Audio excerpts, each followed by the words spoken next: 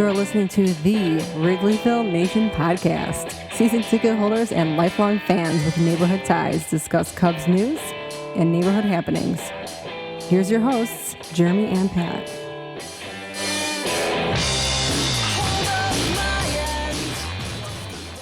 Hello and welcome to the Wrigleyville Nation podcast. This is episode 291 of the podcast. My name is Jeremy Deemer and I'll be your host. I'm joined as always by my co-host. He's my cousin. He is not high atop Wrigleyville tonight. He's on assignment for us, battling hotel Wi-Fi. Pat, how's it going? Well, Jeremy, I'm in Washington, D.C. right now with my client, Mr. Soto. Sure. And we're headed to San Diego, but apparently no one from the Cubs is. So, it's a bad night overall, I think, for Cubs fans. We will unpack all the happenings, non-happenings, and all of the frustrations, curiosities, and excitement around this year's trade deadline. And holy cow, what a difference a year makes. We will get into it. We will unpack it all. But first, to help us do that, we're bringing on a special guest, longtime friend of the podcast. You know him from NBC Chicago. James Neveau, thanks for taking time out to talk Cubs with us tonight. Yeah, you asked me to come on the show earlier today, and I was like, wait, they don't have anybody qualified to talk about this? So here I am, guys. Let's do the best we can not to weep and rage and throw things, I suppose. In fairness, there's nothing to talk about. So, Are you telling me you don't have really strong feelings about the Michael Gibbons trade? Is that what you're trying to infer here? I have feelings. I'll leave it at that. So we've got trades to talk about today. Of course, the Major League Baseball trade deadline. Too late in the year. This is not the ideal time. This should have been the podcast a week ago. But here we are having a trade deadline now here in August, and the whole trade deadline was held up by Juan Soto, and we will talk about that. But first, we're going to talk about that in the context of the Chicago Cubs because both those things had a lot to do with each other today. So let's start with we'll start with the position players that were traded today. Crickets.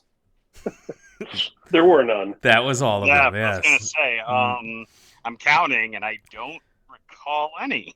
And by the way, can I just say that there was an expectation, not just the Cubs were going to trade players because they wanted prospects. The Cubs have a lot of positional guys running up on each other. I mean, there's a backlog of players, and this doesn't help because they're going to end up having to cut some people now. They do have a 40-man roster challenge ahead of them. Yeah, for sure. And a 25-man roster challenge at that. So this was not ideal. You're telling me it's not ideal to not be able to get guys like Nelson Velasquez more playing time? Is that what you're insinuating? Well, what I'm insinuating is they can get him more playing time because they're going to have to cut Rafael Ortega, who's 31 years old and apparently has zero trade value. Because if he had any trade value, he'd have been traded. So they're going to have to cut people like that, and then they're going to have to play people like, mediocre guys like Patrick Wisdom, who's okay, but isn't going to get any better. He's 30, right? He's fine, but he's not going to be in your championship roster, right? There's so many guys like that on this roster right now. Yeah. It's just unreal. And you may see them actually DFAing people like Simmons, which I'm sure people are not going to be too upset about, but also people like maybe Frank Schwindel. I mean, they just acquired a utility infielder / outfielder. They've got people coming off the injured list who they want to play. And like you said, James, they've got younger players who they want to play. And you can't do that if your roster is full of 30-year-olds and 31-year-olds who have no future value. And apparently no current value. Correct. I think that tells you all you need to know about the Frank Schwindels and the Rafael Ortegas of the world. No one wants them. Not even for depth on a championship push here. Unbelievable how many guys didn't get traded from the position players, especially when they added one to on the 30th when They traded pitcher Chris Martin. He was the first trade piece here. Chris Martin was traded to the LA Dodgers for Zach McKinstry. And so, yeah, like you mentioned, Pat, there's another position player on the roster now. A left-handed hitting, sort of around the diamond kind of guy Yeah. who has no options left after this year and has to be on the major league roster, and it has to be on the 40-man roster. So the thought, of course, when the first trade is made is, well, they'll keep him on the MLB roster for the next couple of months, give him playing time so that he can then show whether or not he's going to be worthy of being on the team next year, because you don't have the luxury of sending him to the minors next year. He has to be on the major league roster. Also would have thought that would have been the Andrelton Simmons move, but what do I know? Right. Unfortunately, here we are, and right now, until they make a move, I don't know. I mean, it's tight, right? Like, it's all tight, and even if he's on the roster, he has no place to play. So, good job, Jed. It gets worse. So, does it now? it does. So, well, maybe they could play him in left field, right? Because they traded their left fielder, didn't they? They did not. No, they did not. No, they just told everybody they were going to do it for a month, and then they didn't do it. So I'm sure he feels really happy about that. So yeah, let's talk about Ian Happ for a second before we get to Willson Contreras. He's the main event. Whose trade value was at its absolute high water mark today. So let's talk about Ian Happ. He has control left. Yeah. So put in a switch hitter that can play different positions in the outfield. You had him available to teams. He's had a great season. This is a sell high opportunity on a guy like Ian Happ. The buzz was that he was highly sought after by many teams. Absolutely, and and here we are, nothing. Open a can of nothing for Ian Happ. I'm shocked. I'm all about keeping Ian Happ for another year if you're going to extend him and have him be part of your future. But guess what? The future's not going to be next year because we've torn down the entire roster. So next year is going to be at best, one of those mediocre years where you're not really in playoff contention, but maybe 500, or maybe 76 wins or 77 wins where you're not completely terrible. But guess what? Do you really want to waste the last year of Ian Happ on that season and then have him walk as a free agent? Because I'll tell you, next year at this time, his trade value is not going to be higher than it was right now. I mean, a guy with a year and a couple months, that's 2 playoff runs for a good team, available as he is, an all-star, that's as good as it's going to get. So you let Kyle Schwarber walk for nothing, right? So that you can then save $2 million and sign Doc Peterson and then trade him for a guy who has no future role in your championship, team. You get rid of all your other star players, but you're going to just have Ian Happ sit there. Wilt? Whatever. Like, the whole point is you're either rebuilding or you're not, I guess, right? And they're too far down the road to then screw up as badly as they did today. So, for the record, Bryce Ball has a 282 batting average with 9 homers and 59 RBI in AA this season. For those of you keeping track of the Jock Peterson trade tree. Yeah. Wake me in 3 years, right? when he can pinch hit a few times before being DFA'd or something. Whatever. It's, Is he the highest rated first base prospect in the Cubs system right now? Highest rated left, I think, right? Because Rivas is on the major league roster more or less, or hurt, most of the time. And Hermosillo is probably going to be cut, if he ever gets healthy, right? If he hasn't already been. I mean, first base is a real weakness for the team. And but Ian Happ. Well, part of the reason why we expected Ian Happ to be traded, in addition to the fact that it's his high water mark for value, and the fact that they don't seem super inclined to keep any of their players, including him, we'll see if that changes, is that they need that spot. They need the at-bats in left field because they got a lot of outfielders that they want to play to see if they're any good for the future. And now they can't do that. Yeah, that one is more surprising to me than Willson Contreras, who we'll get to in a second. But just absolutely, what do you do? Because you couldn't. I'm shocked that they couldn't even package him with another. You gave away Michael Givens here, and there was no package available for an Ian Happ plus, right? Like you could. I was shocked that something couldn't be worked out, or I don't know what the asking was, but if it's one of those that they were just looking for a certain price from each teams that were interested, and they weren't going to get it, they'd rather keep him. It doesn't make any sense to me unless the consolation prize for Ian Happ is you've got him for another year. Willson Contreras, we might as well talk about it now because the Chicago Cubs were waiting for Juan Soto trade to work out, and it looks like they were putting all of their hopes and dreams into San Diego, taking on Willson Contreras, Ian Happ, and possibly being the backup. They were the backup for the Juan Soto deal. That is the most charitable way to look at things. Yes. And if, as the Juan Soto deal goes through, there was nothing left except the Mets saying, hey, you have no intentions of signing Willson Contreras. You've been very vocal about no plans to sign him. Willson has said you have given him no contract offers. Cubs haven't even talked to him about an extension since, 2017? I believe 5 that's years what they ago? said, yeah.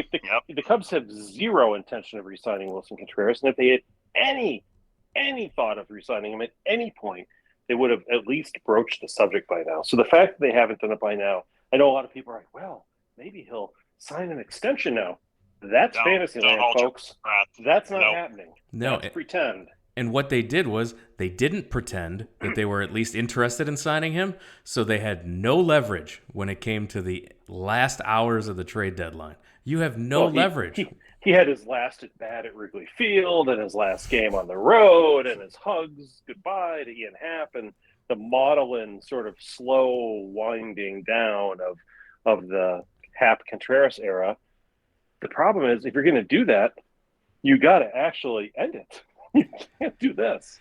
So this is ridiculous. You had no leverage then to demand a price that someone was not willing to pay, and teams knew you now had to unload him, and so you would end up just keeping him. And now it's weird.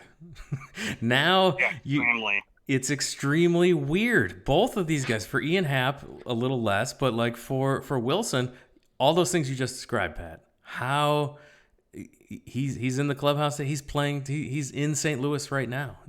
That's really weird. This whole situation. Well, if I were him, I'd say, hey, you know what? I'm injured. Can't play anymore. I don't want to ruin my trade. I don't want to ruin my free agent price for next year playing for this team more that's than the 20. Cubs, more than the Cubs already have by ensuring that he's going to, potentially have that qualifying offer attached to him and depressing his value even more. Yeah, they're 20 games under 500. They're going nowhere. What's the point? And you're right. At this point, the Cubs have two options with Contreras, right? Because they box themselves in. Either they offer him a qualifying offer, which would be what? $19 million roughly or so for next year for a 1-year deal, which I don't think he wants to take, but which will depress his market value for other teams for sure. Certainly. Or they just let him walk. And if they give him a qualifying offer, all it gets him is an extra draft pick, after the second round of the draft or something like that. I mean, they'll save money on slot in the first round, and they'll have more money to use on the compensatory pick. Yeah, that'll just be garbage, right? So either you get some middling draft pick, which is of not high value, or you get nothing. And he and Schwarber both walk away for nothing. Yep. That's if they qualify him, which they did not do for Schwarber. Yeah, sure. Right. No, they just let him walk, right? So, and by the way, Contreras and Happ, if they do play every day, best case scenario, they win you like 3 more games than you would have won otherwise. And now instead of drafting like 4th or 5th overall, you draft like 9th. So you fall out of the draft lottery and completely screw everything up. Yeah. So, I mean, this is the absolute worst case scenario. You're 20 games under 500. You're committed to a rebuild. You've gutted your team over the course of the last year and a half. And now, at the last minute of this trade deadline, when all the pain and suffering of this awful year was at least supposed to, in some way, be worth it because you're going to just get rid of the last couple pieces and start fresh with your souped-up minor league middle-of-the-road system. And what do? You whiff. And now you're stuck with a team of a hodgepodge of old men and young kids who can't play and a couple veterans in the middle who don't know where they stand. I mean, it's just awful. And no bullpen, but we'll get to that. Well, to me, I think that when you look at this kind of in summation, I feel like there is at least maybe a path forward with Ian Happ. Like, I think that you can either start to really engage him on contract talks, or you can potentially trade him during the offseason, because I can't imagine you're going to want to walk into next season and then have to deal with this exact same scenario again with him. With Willson Contreras, even if, say, the Cubs went against everything that they've been doing and they actually offered him a contract extension, why in the name of hell does anyone think that he would even seriously entertain that idea? Just because he wept a little bit at Wrigley Field because he was emotional about his last at bat? This entire thing has been emotional hell for Willson Contreras. And it's been 5 years of disrespect of them not offering him a contract extension. There is no way in God's green earth they're going to look him straight in the eye, offer him an extension, and have him take it. Like, I think that, it like you said, Patrick, it's complete fantasy at this point to think that Willson Contreras is going to do that. He's just not. And I don't blame him. And if they gave him a contract extension offer, it would be a low ball offer because that's all they do, because none of their players are worth anything, apparently, right? Remember? They don't value their own players. They certainly don't value him, or they would have given him at least broach the subject. Like, hey, have you thought about maybe an extension? What are you looking at? The fact that Tell us what you're looking at.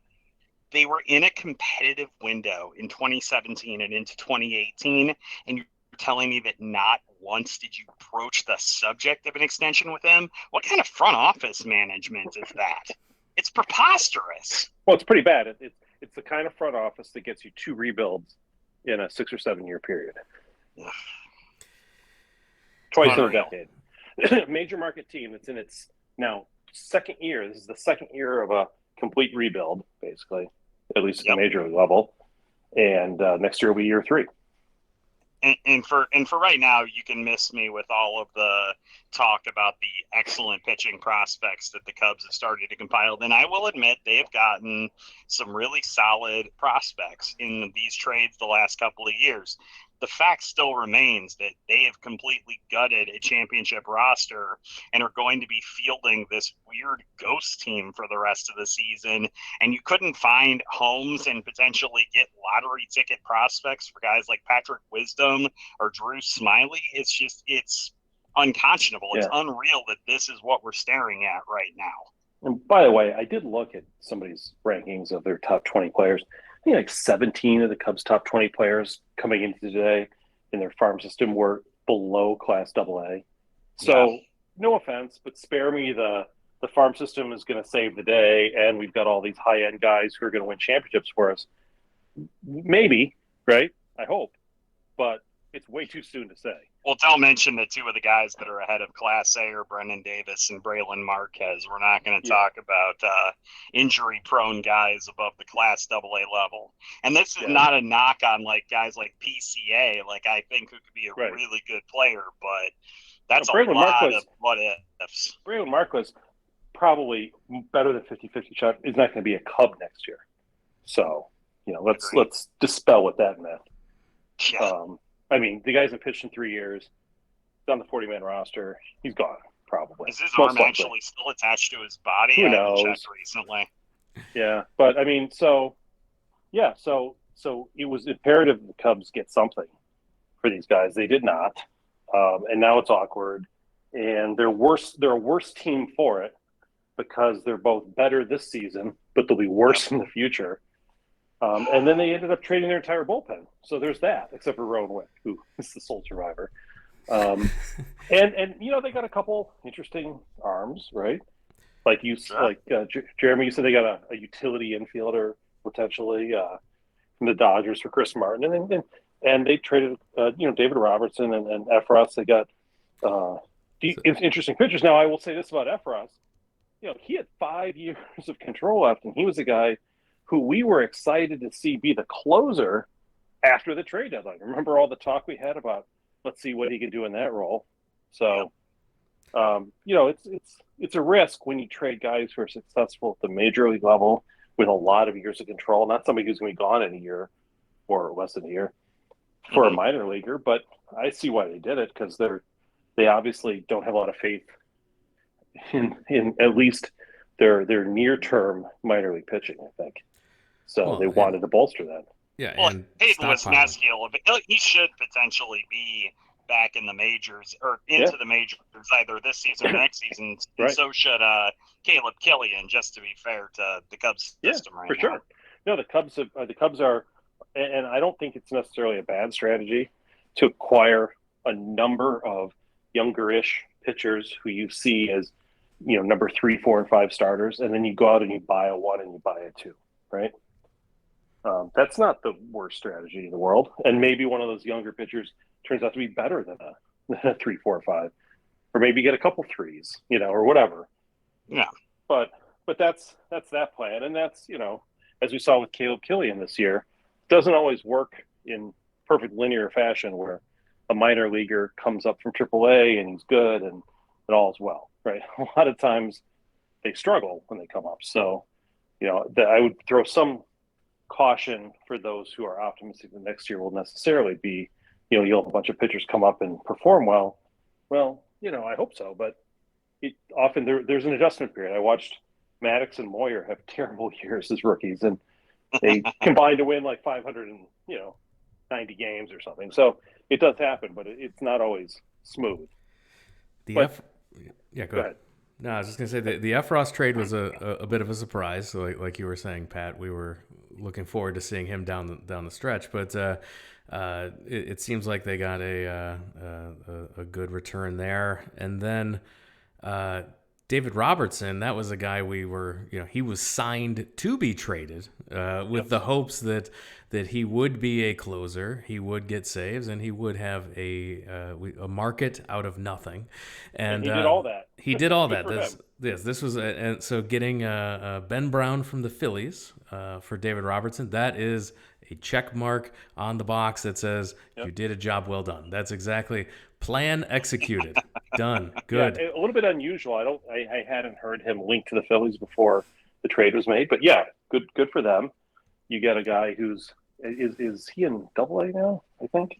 I believe he just got promoted to AA, and I think that kind of the big thing with him is it's been a very meteoric rise for him this season. He's really kind of soared up the team's prospect rankings. I think I saw in his last 10 starts, he has like 91 strikeouts and 10 walks or something like that. Like he's apparently like on a quick ascension, and that's kind of why the Cubs wanted to buy in on him. I'm not saying that I'm really, looking much for him. Everything you see on the scouting report is a plus fastball and then 2 breaking pitches that are kind of midland. So everybody thinks that they seemingly pulled another starting pitcher out of the pile here for Robertson. And I'm not as convinced that he's not going to be a bullpen guy when I read stuff like things like that about his arsenal of pitches.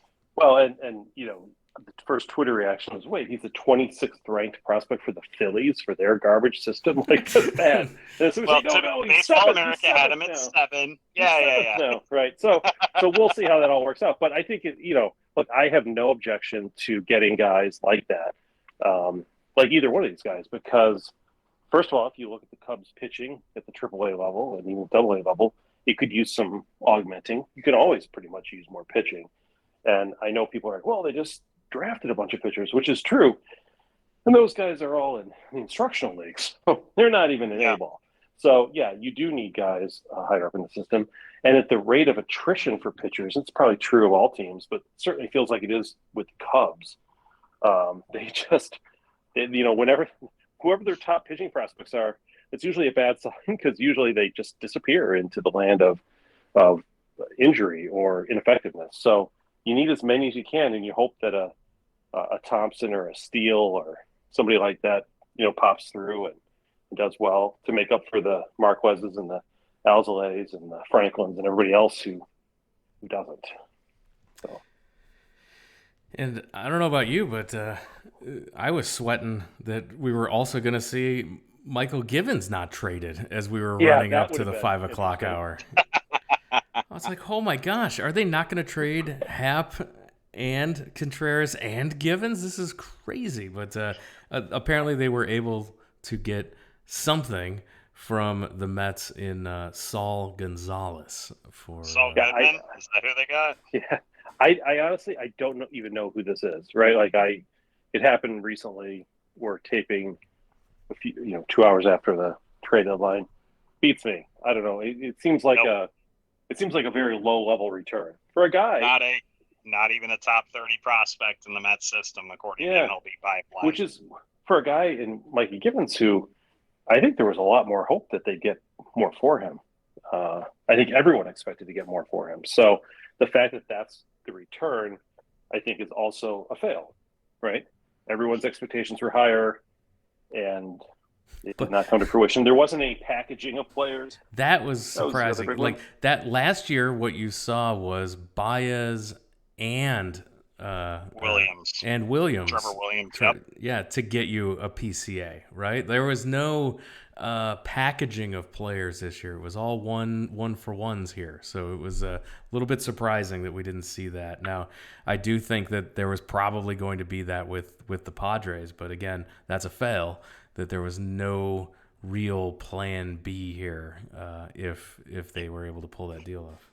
Yeah, I mean, you saw Toronto and Tampa both linked to the Cubs in different iterations. Yeah. Like, you saw, those reports, and then there was nothing. It was complete radio silence after that. It was so bizarre seeing that unfold. And by the way, let's speak truth to power here before everybody decides to whitewash over what just happened. I heard many times from fans who are fully supportive of this complete rebuild and all the pain that it brings in the short term, once at the trade deadline, the Cubs are going to reload again. And it's just going to be, well, they did not. They did not reload, right? This was not a reload of talent. This was a very meager, underwhelming, disappointing, not moving the needle type of trade deadline. Sorry, it just was. No, and you can argue it set you back because and they gave up their best reliever for next year too, by the way. It's Scott Efros.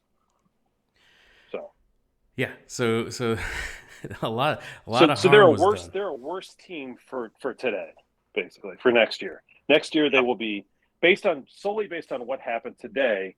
They will be a worse team on opening day next year than they are today, because their draft pick will probably be worse because they kept the guys who are good, and they didn't trade people that to get a better farm system, and it's just not. This was not. I'm sure it's not how they envisioned it. It's not how I think anybody envisioned it, and I think it would be wrong for us to say, well, maybe there's a master plan, or you can't blame them. Well, yeah, false. You can do all that. You can't blame them for being too. And I will too. Thank you for asking. Yeah, pretty much. This was not a good day. This was not a good day for the Cubs' attempts to become a championship team. Today did not help.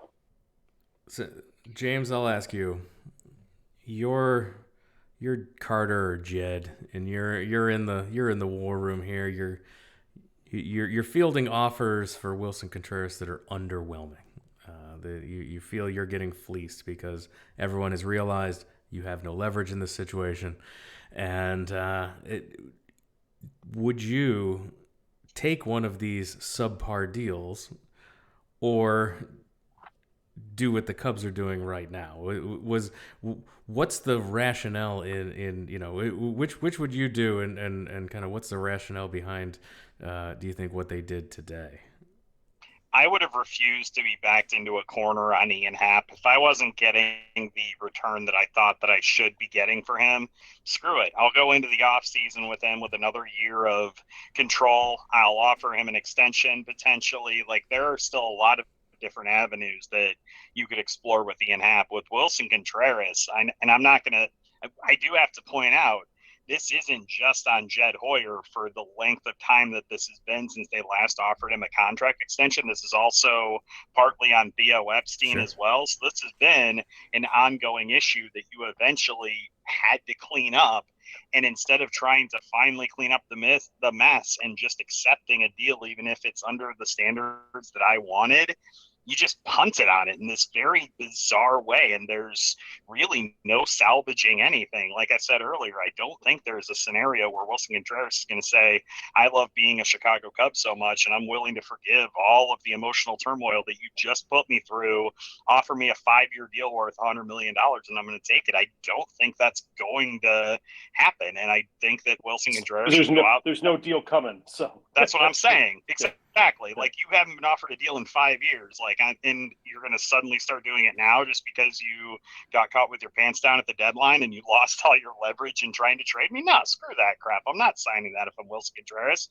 So if I were Jed Hoyer in this situation, I'd have said, I'm willing to take the heat from the media. If I get a subpar return for Willson Contreras, there's no way that I'm walking out of this with nothing for him. I'm certain that there would have been an offer on the table that would have been better than a compensatory late second, early third round pick, depending on how you want to look at it.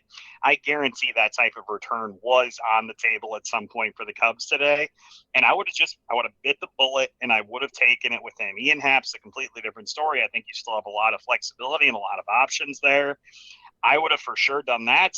And hell, maybe just for the heck of it, I would have thrown in a guy like a Patrick Wisdom or something like that, just to maybe move the needle on the return just a little bit. It's just, there's all of these assets that could have at least gotten a little something, and they just decided to keep all of them. It made no sense. Throwing a Smiley, a Miley, or anybody, I wish we could have thrown in Tyler Mahle, because the Reds traded him to the Twins. And the Reds kind of fleeced the Twins on that a little bit. I have to be honest. For people who don't know Tyler Mahle, he's a pitcher with the Reds. His ERA this year is 4.40, right? His WHIP's 1.24. And I get it. He's pitching a Great American Ballpark. Yeah, and he's pitched there his whole career, and his ERA, his FIP has been in the 4s. His ERA has been in the 4s. He's fine. He's okay. But for that, he got the Twins' 4th best prospect, 11th best prospect, and 14th best prospect. And I think that's the type of return people were hoping to get from some of the Cubs trades this year. Now, obviously, the pitchers were not alone going to do that, because the starting pitchers have been banged up, and I can see why people don't want to trade straight up for one of the Cubs pitchers. But one would have thought that in combination with a wrong decade, with a Contreras, with a Contreras, or with a Happ, you throw in a Givens, you throw in a Robertson. I mean, that's what I think that was the speculation. Countless people had raised that ahead of time, that the Cubs would package guys and they would get the team's 4th, 11th, and 14th best prospects, or something of that, something of value, and they did not do that. No, and you look at the deadline the Reds had. That's just one example. You mentioned Castillo. They traded. They got a huge return from Seattle for another starting pitcher. Like, this is the Reds had a significantly better trade deadline than the Cubs did, and they had just as many, if not less, assets to trade. Completely nuts. Sadly, the Brewers, after trading Josh Hader, which was a bizarre move in the short term, have done more for their long-term benefit. The Cubs had the worst trade deadline in the National League Central, and now the Cardinals, you could argue, were worse because they didn't get Juan Soto, and they didn't really, they needed 2 pitchers. They needed 2 pitchers. They got 2 pitchers. Yeah, they did. And by the way, all these teams, how depressing is it? Like, that is as great as the Cubs farm system is purported to be, it's not as good as these other farm systems. Like the Cardinals have 7 top 100 prospects. Well, don't forget that the Cardinals also constantly get compensatory draft picks. They do. playing in a small market. So yeah, right. Like San Diego is a small market. bingo. Yeah, but Yep. but yet they have 7 top 100 prospects. The Cubs have like 4, and we think that we're And yet top the of the Cubs world. and yet they couldn't swing a deal for Juan Soto for whatever reason. And Right. it's been hilarious watching fans try to contort themselves into not saying, "Oh, we dodged a bullet." Yeah, I didn't want to, potentially get this generation's Ted Williams either. That's just completely outrageous. Well, I mean, that's probably the highlight of the day, frankly, is that Juan Soto did not go to the National League Central, especially the Cardinals. Yes. And that he did not go to the Dodgers. I mean, short of going to the National League or staying with the putrid Washington team, I guess San Diego was the best we could have hoped for under the circumstances. So I'll take that. But there's no way. I mean, Cubs Twitter was having fun with trying to say, "Oh, hey, we're in on this Juan Soto. Maybe we can." And it's like, no, there's no universe where the Cubs would pay the contract that Juan Soto is going to require. He laughed at $440 million from the Nationals.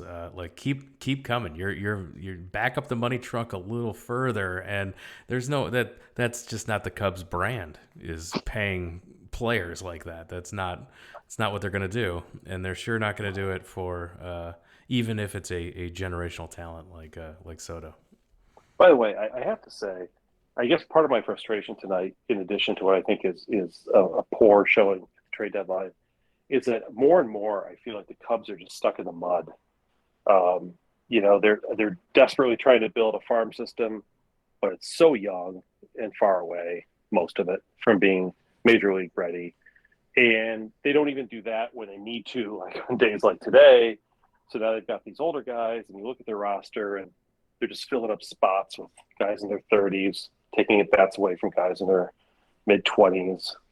The bullpen is now a complete disaster, right? It's almost non-existent.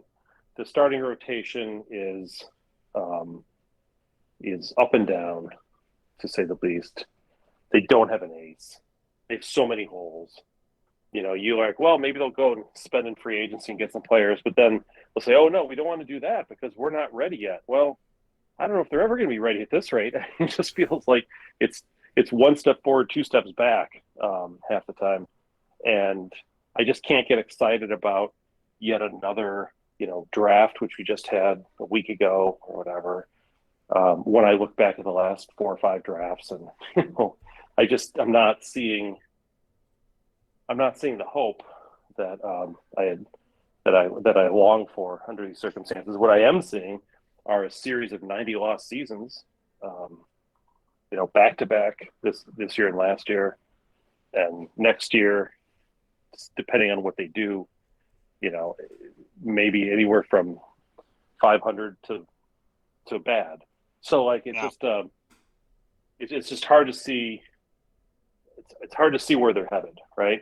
And I feels like mid-90s without Sammy Sosa, man. Without any of the good players, right? The mid-90s without the stars, and people are, but we've got all these young players who are going to be so great. I'm like, yeah, but they're all 20 or 19 or 21, and even if some of these guys come to the major leagues in 2024, continue to develop, don't get hurt, and show up in 2024, that's not a guarantee that as rookies they're going to be all-stars, right? That's not how it usually works.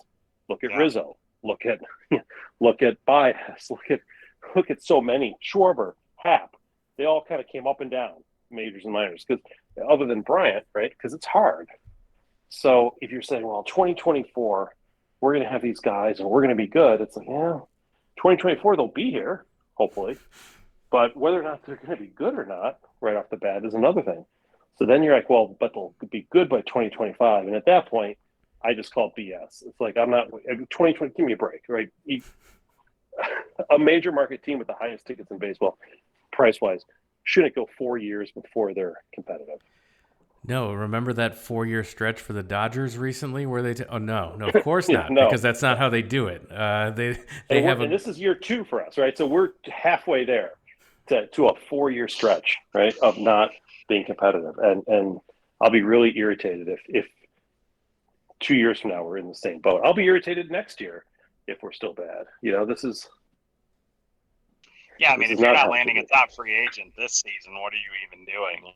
Like there's no reason not to open the pocketbook at some point and really start. And everyone's like, "Oh, they just signed Seiya Suzuki." It's like, yeah, one dude. Right. Well done. 6 more holes to go. Yep. Yeah. Well, and The boat is still sinking, kids. And by the way, by the time they're competitive again, and Suzuki's still will be done with his contract. They're going. I mean, come on. Well, hell, Like, Jason Hayward's contract might not be over by the time that oh wait, that's that's a bad joke. Sorry. But you know, just opening up the wallet isn't going to do it either. When players like Carlos Correa look and say, "I'm not interested." It's the Tanaka scenario all over again, right? I don't see it. I don't see it being good anytime soon. I want to go to a different team, and that's a situation that when you tear it down to the studs like this, it's. But they haven't torn it down to the studs, Jeremy. They were tearing it down, and then they stopped. And then they stopped. First four is still relatively intact with really bad fixtures and like a piece of like a couple of good cabinets or something. Yes, they don't even have the finished basement or the finished bathroom to show you. No, they started it, they didn't finish, and now you're going to try to lure free agents. I just don't see it. I think I don't think they're also going to be as competitive in trying to sign these free agents because the market's going to be expensive. Good players, they're expensive. By the way, next year the Cubs, it's the last year for Hayward and Hendricks, so that's $36 million. Most likely.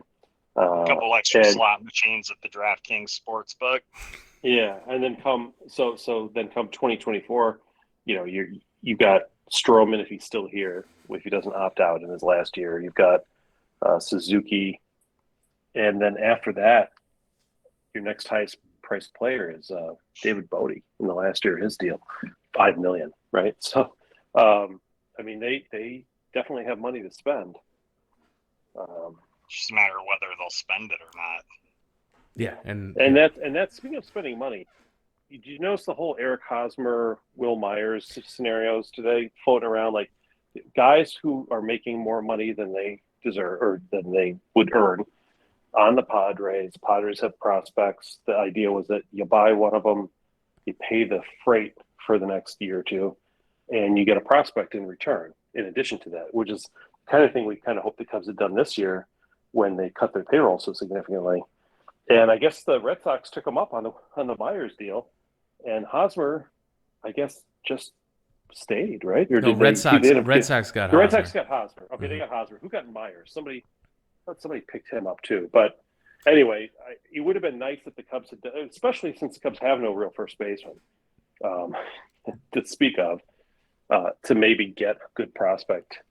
In addition to give a Contreras to the Red Sox got 2 of the Padres' top 30 prospects along with Eric Hosmer, and they got cash as well. Yeah. So right, and that's a traditional move we see in hockey, James. We see bad teams with cap room taking on bad contracts for prospects, and we were hoping the Cubs were going to be creative in using that money and that space that they had to do something similar, and just another opportunity missed here at this deadline to pick up some prospects for cash. Yeah, I thought when I recorded Blackhawks Talk with Pat Boyle earlier today, I thought that was going to be the extent of my woe is us, the rebuild, it has to be upon us, and we're going to have to worry about mediocre performances of our favorite teams. And then the Cubs decided to do everything that they did today. So apparently I'm cursed with, nothing but rebuilding teams. Hello, Bears on line 1 too. Like what? Yeah, right. Literally like the only team in Chicago right now that's like actively get better is the Chicago Bulls, and that's it. Right. I mean, even the White Sox didn't do anything today, and their big ace in the hole was acquiring Jake Diekman. What a trade deadline for the White Sox too. It's just that was a little surprising. So much misery, man. Yeah. Oh yeah, I'd be livid if I was a White Sox fan right now watching them not do anything when the Twins were just gonna continue to take a run here and they stand pat and don't really do anything. Just shocking. Guardians, I expect that kind of behavior from you. But I saw somebody on Twitter. I'm trying to remember who it was. They said that they feel like the White Sox championship window, that the Sox are acting like it's still starting to open, when in reality it's actually going the other way and it's starting to close. What do you guys think of that kind of mentality with the White Sox, that their ascendancy may have abruptly stopped and maybe going down the other side? Yeah, totally agree. That's a great way to phrase that, because if you don't continue to address your issues, and that's which is exactly what we've seen from them, and not being. I don't understand how that organization works. I'm glad I don't do a White Sox podcast, because the GM's not allowed to fire the manager, and they're not allowed to do a lot of stuff, and who gets to approve what, and it's just a mess over there. I'm glad I don't have to track that. They are their window is closing financially because they signed a lot of, and I don't blame them for this at all, but they signed a lot of young prospects on these contracts that would escalate, like Yoan Moncada, who's going to get like $20 million next year, who's who's not even a major league player at this point, right? Like already at age 27 for whatever reason, and even people like former Cub Eloy Jimenez, who can't stay on the field for the White Sox, right? And who, by the way, would not be a starter on the Cubs right now, given his performance this year, which is kind of a cruel thing to say. But we won't talk about Dylan Cease.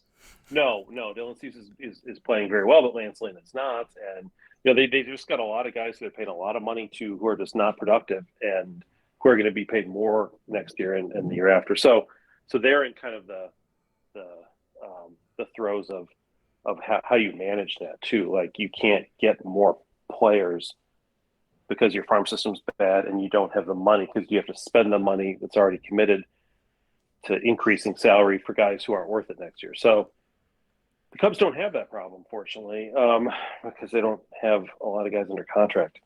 But they have a lot of guys on the 40-man, not a lot of guys on the contract. Yeah. And just to get back to the point you made, James, if the Cubs end up re-signing Ian Happ, I'm fine with that. Yeah. I think not trading Happ, if you couldn't get the right price, then I totally get it. And I'm 100% supportive of not just giving him away. There's no point in doing that. If the reason they didn't trade him was because they got too cute by half, then that's another issue. But not trading him because I can't get the right deal back is fine. Contreras, that was just terrible. And here we are now after the trade deadline. These guys who thought they were never going to play as the Cub again are now in the lineup and playing today.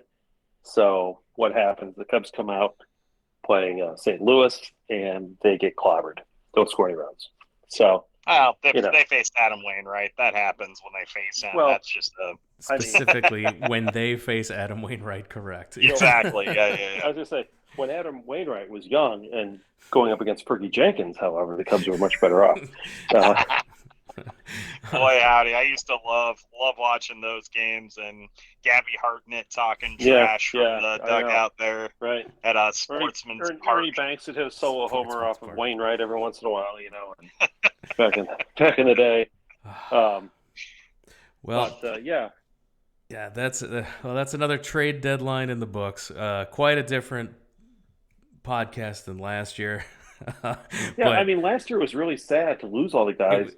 But the return that you got for the players, had to at least make you feel a little bit more optimistic about the future. And to the credit of the organization, a lot of the guys they acquired at the trade deadline last year, not all of them, but a lot of them have done quite well, right? Mm-hmm. Even better than anticipated in some cases. So there's hope there. And you've got the Darvish guys, some of whom I think still, have might have graduated high school. Did they graduate high school? Yeah, yes, they did. Some of whom still are on the trajectory to be major league players. So in 3 years, so you felt like the rebuild at least made sense in that regard, and that's why this year's so frustrating, because they did not improve as much as they needed to. Their minor league structure by just whiffing. Yeah. On these Can I moves. ask you guys one more kind of hot takey question? Yes, please. Who do you feel better as right now? If you're a Cubs fan after what happened today, or as a Nationals fan who has seen the teams now trade Max Scherzer, Trey Turner, Bryce Harper, and Juan Soto, Well, And lose Anthony Rendon. and lost well, Anthony Rendon to free agency. Yep. Yeah, that's a trick question because there are no Nationals fans.